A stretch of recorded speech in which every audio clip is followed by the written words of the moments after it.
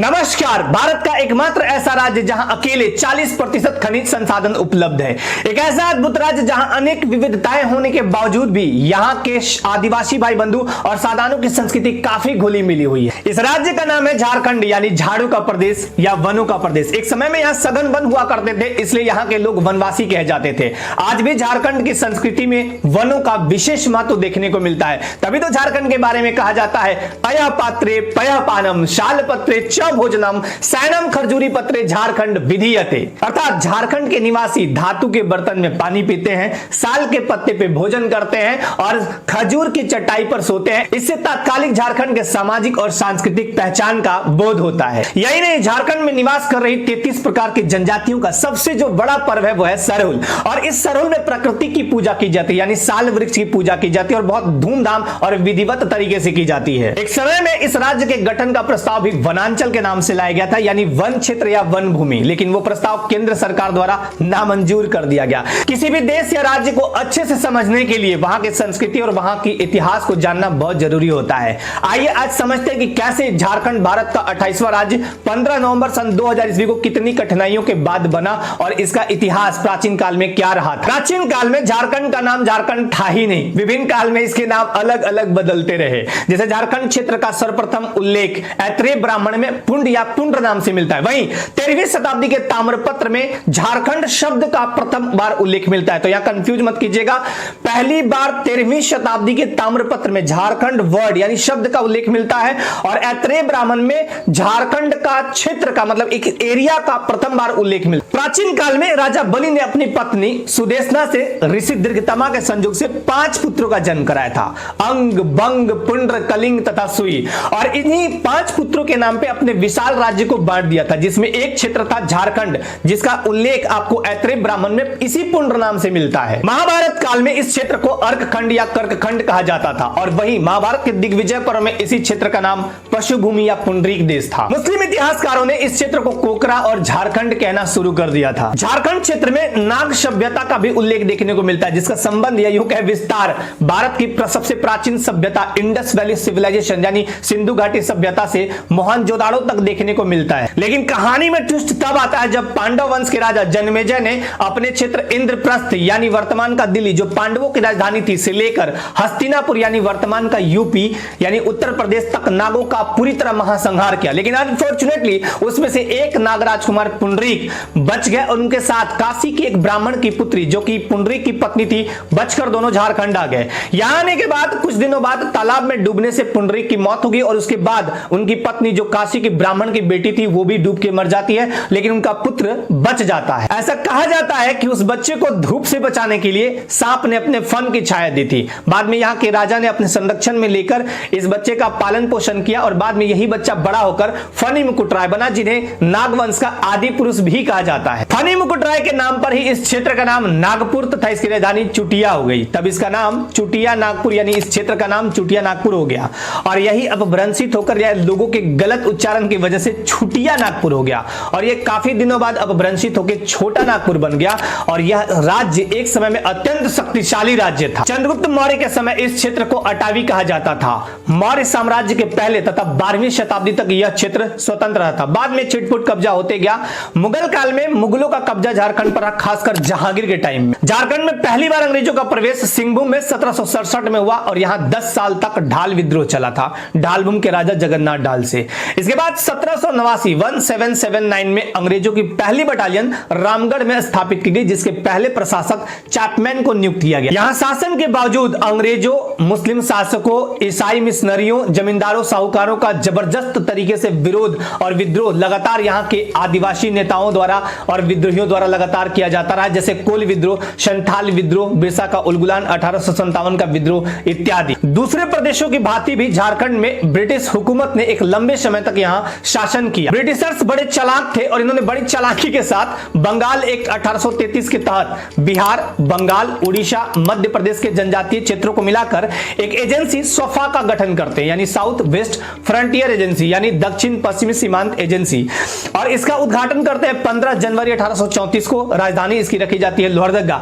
इस एजेंसी को लाने के पीछे एक ही मकसद था, मेन मकसद वो था 1831-32 में जो विशाल विद्रोह उमड़ा था, कोल विद्रोह, उस विद्रोह को दबाना। लगभग 20 साल बाद 1854 में इसी सफा का नाम बदलकर छोटा नागपुर कर दिया गया। झारखंड एक पठारी भूभाग है। संपूर्ण झारखंड दो भूभागों से मिलकर बना। एक बड़े भूभाग का नाम है छोटा नागपुर का पठार, जो हृदय स्थली भी कहा जाता है, और दूसरे भूभाग का नाम है संथाल परगना। साल 1961 की जनगणना के अनुसार अगर देखें तो छोटा नागपुर का पठार 5 जिलों से मिलकर बना था, रांची, हजारीबाग, धनबाद, पलामू और सिंहभूम। वहीं भागलपुर प्रमंडल का एक जिला हुआ करता था संथाल परगना, यानी दोनों को मिला दीजिए, छोटा नागपुर का पठार और संथाल परगना, तो बन जाता है झारखंड।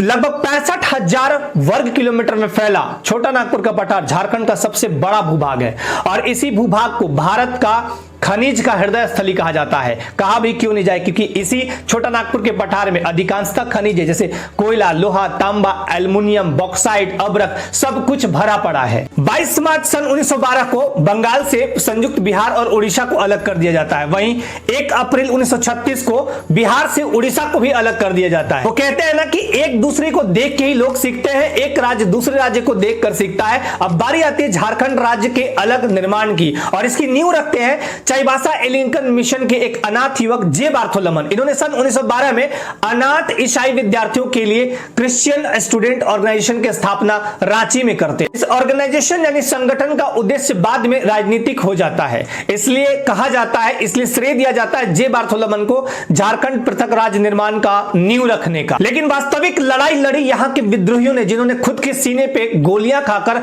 यहां ब्रिटिशर्स और दीकुओं को बाहर का रास्ता दिखाया और झारखंड को शोषणकारियों के चंगुल से मुक्त किया। साल 1915 में जुवेल लकड़ा ने, जो कि बहुत ही फेमस व्यक्ति हुआ करते थे, प्रथम अंतरजातीय आदिवासी संगठन छोटा नागपुर उन्नति समाज की स्थापना क्रिश्चियन स्टूडेंट ऑर्गेनाइजेशन के स्थान पे करते हैं। यानी क्रिश्चियन स्टूडेंट ऑर्गेनाइजेशन का नाम अब 1915 में बदलकर छोटा नागपुर उन्नति समाज कर दिया गया। साल 1938 में 3 आदिवासी संगठन छोटा नागपुर उन्नति समाज, किसान सभा और कैथोलिक सभा को मिलाकर आदिवासी महासभा बना दिया जाता है। एक ऐसे सफल लीडर जिन्होंने भारतीय हॉकी टीम का कमान संभाला और कमान अपने हाथों में लेने के बाद भारत को एम्स्टर्डम नीदरलैंड के ओलंपिक में गोल्ड मेडल दिलाई। झारखंड वासी ने प्यार से मरांग गोमके यानी सर्वोच्च नेता कहते हैं। इन्हें आदिवासी महासभा का अध्यक्ष 1939 में बनाया गया और इसी साल इन्होंने बृहत्तर झारखंड राज्य की मांग कर डाली। साल 1946 में जयपाल सिंह मुंडा को संविधान सभा का सदस्य बनने का मौका मिलता है। अब तक जो पृथक राज्य की मांग हो रही थी वो एक तरफा हो रही। वो कहते हैं ना कि बड़ी लड़ाई लड़ने के लिए लोगों को यूनाइट करना पड़ता है, लोगों को एक मंच पे आना पड़ता है। इसी क्रम में साल 1950 में जमशेदपुर में आदिवासी महासभा का नाम बदलकर झारखंड पार्टी रख दिया जाता है और यही आदिवासी और सदान दोनों एक मंच पर आ जाते हैं। खेलों में उत्कृष्ट प्रदर्शन करने के साथ साथ रियल लाइफ में भी नायक थे जयपाल सिंह मुंडा, तभी तो लोग इन्हें मरांग गोमकी कहते थे। साल 1952 के बिहार विधानसभा चुनाव में मुख्य विपक्षी पार्टी के रूप में झारखंड पार्टी उभरी, तब जब इन्होंने मुर्गा छाप चुनाव चिन्ह से लड़ा और 330 सीटों में 32 सीट पाकर मुख्य विपक्षी पार्टी बने। 1952 से 1970 तक वर्तमान खूंटी क्षेत्र के सांसद रहे, लोकसभा क्षेत्र के सांसद रहे जयपाल सिंह मुंडा। साल 1953 में जब राज्य पुनर्गठन आयोग की स्थापना होती है तब एक गैर आदिवासी नेता राम नारायण सिंह खड़े होते हैं और वे पृथक राज्य निर्माण को लेकर एक मांग पत्र आयोग को सौंपते हैं।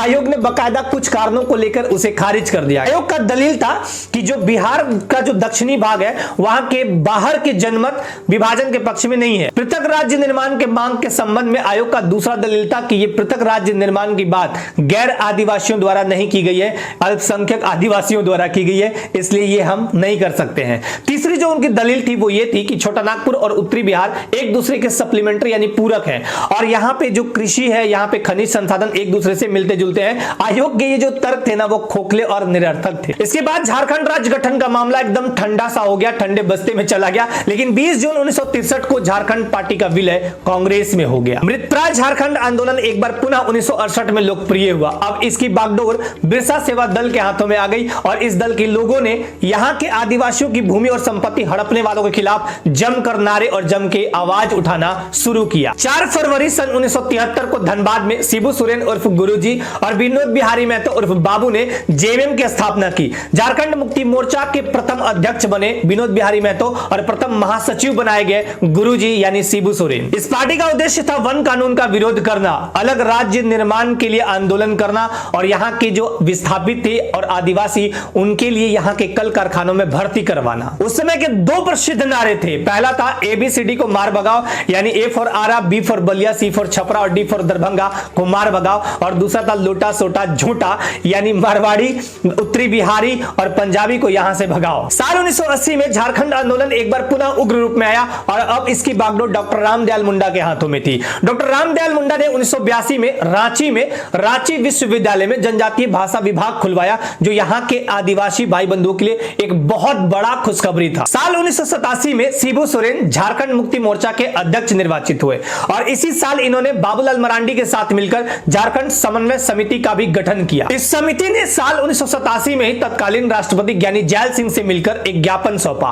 और इस ज्ञापन में था कि बिहार के एकीकृत 21 जिलों को अलग करके पृथक झारखंड राज्य का निर्माण किया जाए। इसी साल यानी साल 1987 में इन्हें भाजपा का भरपूर समर्थन भी मिलता है। लेकिन इन सब के बीच 9 अगस्त 1995 को रांची में JAC यानी Jharkhand area autonomous council, Jharkhand क्षेत्र स्वायत्त शासित परिषद का गठन किया जाता है, जिसमें बिहार के 18 जिलों को शामिल किया गया और इसके प्रथम अध्यक्ष बनते हैं शिबू सोरेन और प्रथम उपाध्यक्ष बनते हैं सूरज मंडल। इस परिषद का उद्देश्य था झारखंड क्षेत्र के विकास के लिए स्वायत्त संस्था स्थानीय प्रतिनिधित्व के आधार पर गठित करना। बीजेपी की सरकार ने साल 1997 में पृथक राज्य संकल्प को आधार बनाकर वनांचल राज्य के नाम से पुनर्गठन विधेयक बिहार सरकार को भेजा, लेकिन राबड़ी देवी इन सब के खिलाफ थी और लालू यादव भी उनके पूरे सपोर्ट में थे। लेकिन इन सब के बावजूद 21 सितंबर 1998 को पृथक राज्य गठन विधेयक बिहार विधानसभा में पेश किया गया, लेकिन इसके पक्ष में 107 वोट पड़े और विपक्ष में 181 वोट पड़कर मामला पूरा गड़बड़ा गया। साल 1999